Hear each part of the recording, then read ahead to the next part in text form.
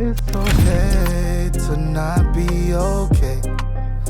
Been going through things. Hi, I'm Terrence Matthews. It's okay. My name's Troy MacLean. I'm an addictions counselor. So I've never told anyone this before. I'm a man of many talents. So while I was hugging myself in the straitjacket, I came out of it. I never told anybody this, but I got out of it. I don't know how, but I got out of it. And Wow. I got out of the straitjacket. So you pulled a Houdini. Yeah. Pulled a Houdini in the straight And I don't know how I did it, but Wow. I did. And that's pretty much what I was gonna say. That's too bad. That's something we couldn't get on film because that would capture a lot of attention. Right, Sure. You getting out of a straitjacket. But let's be realistic about it, though. So you had been restrained twice. Once in Jamaica. Jamaica, yeah. Restrained to the bed, and now in a straitjacket. Yeah. That's a pretty drastic place to end up Right. from just smoking a little bit of weed. Yeah. Yeah. It's now looking back on it, it's like I've been through a lot. And the man I am today, I'm glad that I went through it. But I'm glad that I went through it to help others not to make the same mistakes I made. You know, just do your research and just be careful, because whether it's weed, pills, fentanyl, whatever it is, like, it's not worth it. The severity of the problem, from something so simple, so fun, Right. so like benign, of just puffing some weed. Yeah. And look where it ended up. Look what its toll it has taken. It's a lot. And yeah, that's pretty much the story from there. From that point, I was starting my last year of high school, and I missed a lot of class. A lot of people were wondering where I was. Was wondering where I was, and I told some people at school what happened, and yeah, it was just I don't know if surreal is the word, but It's how you experienced it. yeah, it was just insane, no pun intended, to me, that happened to me. And that's why part of when we were speaking earlier on me asking when somebody starts, how old they are, Yeah. the age of onset. You'll hear me refer to that a bit more in the other episodes. But age of onset is the age that somebody starts using. And so maybe that's something we can talk about down the road. Right. Because from a clinical perspective, this window of age from 14 years old to 24, that's the window where we see a lot of problems, because you've got a brain that's developing and growing and learning, right. and at the same time you've got co-occurring substance use. And those two worlds typically don't come together well, and I could elaborate on that later. But for the people watching and listening who have family members that smoke weed, drink alcohol, whatever the drugs may be, the age that somebody starts using a drug is one of the key determining factors of what the significance of the problem is going to be. A young man starts drinking alcohol and smoking weed at 14. By 21, we're having problems. Right. Right? Right. So I want people to know, if anything to take from your experience, is the earlier you are or in that window of 14 to 24, there's a very high likeliness for you to have problems. Right. Because your brain is developing, that frontal cortex is developing, and we're putting drugs in our system that are disorienting us. Yes. And I believe after this whole ordeal, I'm not sure if I met Troy before or at this time. I can't remember the timeline really, but I think it was at this point I actually Yeah, met. it was because it was at Peel Memorial, Right. and Granny was there. Right. Granny Grandma Jem was there. Yeah, yeah. Granny Jem, Yeah. Mom, and you and I. Right. So I actually met this guy. I refer to Troy as my guardian angel. And I mean that. Because without your guidance and assistance, I don't know where me or my family would be. Me specifically, because it happened to me, and you were there to assist and navigate me through all those struggles that I was going through, and I appreciate it so much. Well, thank you for saying that. I love you, man. I love you too. Yeah, seriously, I love you too. seriously. Yeah. I think we should cut it there because when an old man cries with makeup, it's going to make a real wreck. Good. Thank you for those words. Right. And I hope that these are the things that we can maybe expand on in the next episodes to help families and individuals and friends help people with substance use. Right, and I wanna dive deep into how I am today, and with Troy's assistance, how I'm doing today. And I've been to rehabs. I've been through a lot. So we'll talk about it. Yeah, I think we can talk about that too. Yeah, I think what we could do is paint a picture, not in this episode, but in maybe in another episode down the road. Yeah. We'll show the chronology of what that looked like for you from first use, clinic, hospital, treatment center, facility, you know what I mean? Right. So we can elaborate on that and give people an understanding of how that works, because that was the system that your mom, Granny Jam, me and you learned to navigate through. And the psychiatrist and everybody we were working with.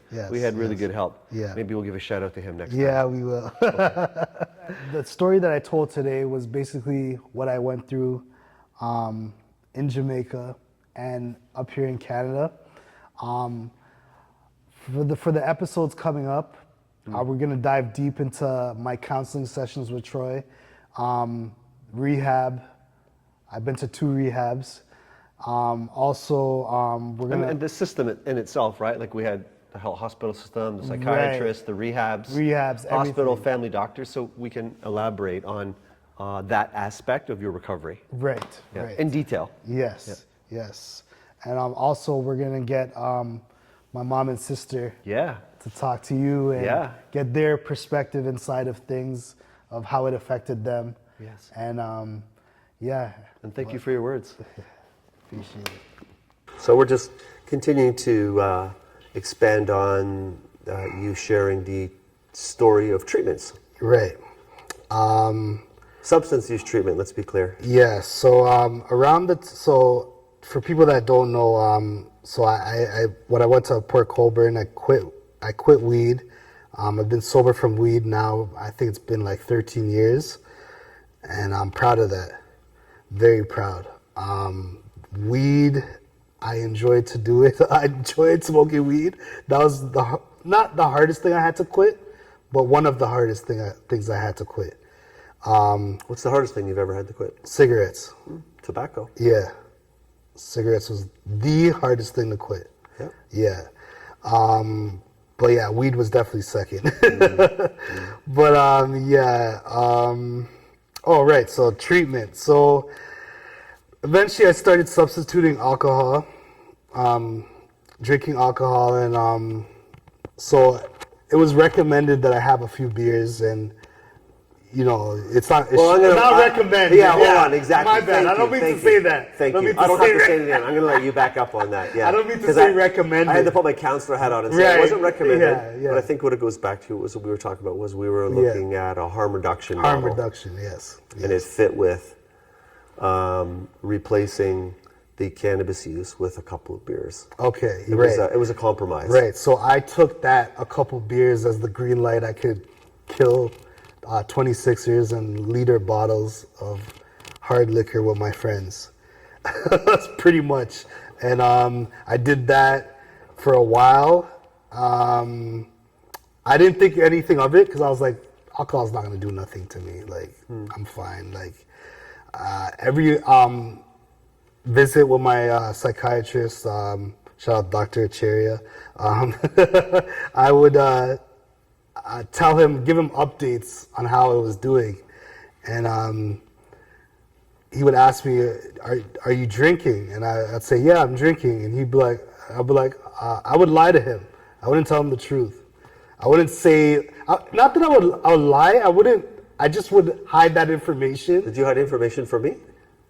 I'm sure I have. I'm not going to lie and say I have. Yeah, I'm not going to lie and say, no, I And told do you you the think truth all the time. in that information not disclosing, do you think that most of it would be about how much you use, how often you use? Was it around Right. substance Yeah, use? right. Definitely about the substance, like how much I'm You were partaking. using. Yeah. What was really going on? Yeah. Yeah. So so with Dr. Cheria, I kind of hid some stuff from him. Like I wasn't really drinking that much, like here and there, but I was killing like I wasn't drinking every day because I had work during the week. I would on weekends would be my thing. Friday, Saturday, I'm killing bottles with my friends, and eventually it caught up to me, and I ended up in the same place in the hospital, and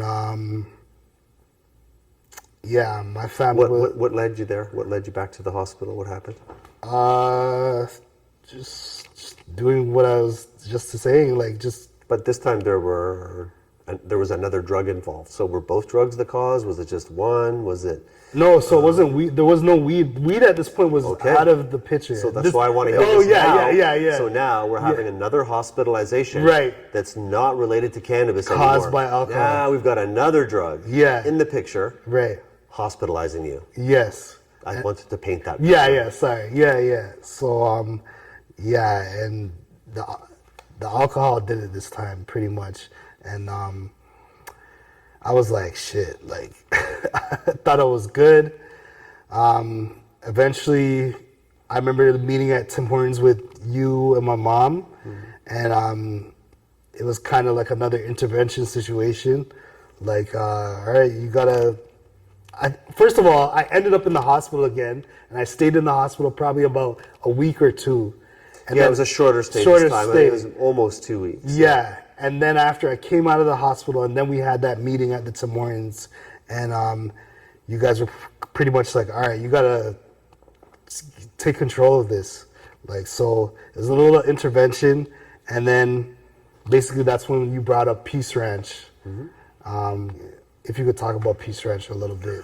Well, I think part of the story that we haven't talked about much was that at the time that Terrence was presenting with cannabis-induced psychosis, and because I'm not a psychiatrist or a doctor, I mean, I can't speak to it with expertise, but you can speak to it, but I'll speak to it generally. And that is that we didn't know if it was the cannabis that was causing the psychosis in Terrence, or if there was something organic underlying, perhaps schizophrenia.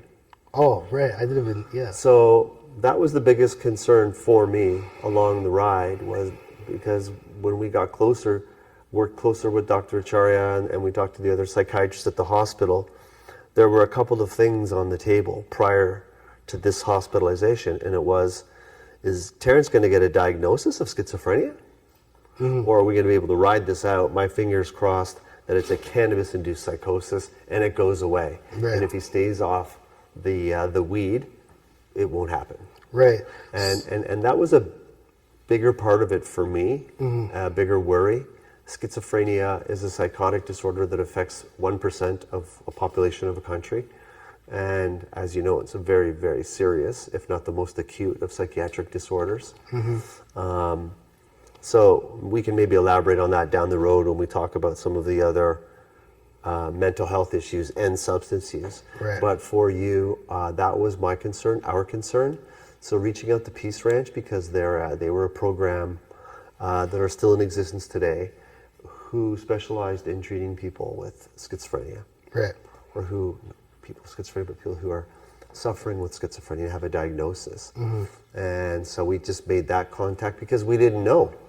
We didn't know if you did or didn't at the time still. Oh, okay. At that time we didn't know. And that's how Peace Ranch came into it. Oh, because okay. it was a very small, like a beautiful little farm treatment facility in North Peel in Caledon that's just beautiful. Beautiful. Animals, the llamas, and alpacas. Alpacas. They spit on me. Alpacas, pardon me. Yeah. So it was a place that was going to potentially offer you support until we finish this transition. Right. So that was Newport, Peace Ranch, and then Vida Nova. Yeah, so while I was at Peace Ranch, I was on the wait list for Vida Nova because it was a long waiting list. And I was at Peace Ranch for maybe about a month or two, or a month and a half.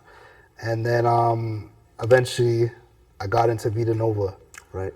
Yeah, and I just want to, first of all, say how grateful I am to Vita Nova and most importantly, Franca Corella. yeah, rest Franca in peace. Corella, Yeah. rest in peace, man. Yeah, very important people doing amazing work for the community and for people suffering, family suffering, and how to navigate and get through it. It's a special place. Very Vita special Nova's a special place. place. Shout out Cindy as well. Yeah, and Medical also director. big shout out to Rosanna. She was my counselor. So first, when you go to Vita Nova, they basically give an assessment of you and try to figure out. They want to hear what you're going through, your whole story, and everything, and then they come up with a treatment plan for you. I actually did the day program, so I wasn't a residential. You weren't staying there at night. You Yeah, would I go was- in the morning, Yeah. do your 8-hour shift. Yeah, from and 9 then to go 5. home in the evening. Right. So this was what we call outpatient aftercare or outpatient or day programs, those kind of things. Right. And so for people at home, that's a bit more of an explanation of the different types of treatment. Yeah, I just want to say that program was amazing, life-changing. As you know, Troy, Vita Nova is an amazing place, amazing organization, and I want to give a big shout out to the people that are there doing amazing work for the community, and for people who are going through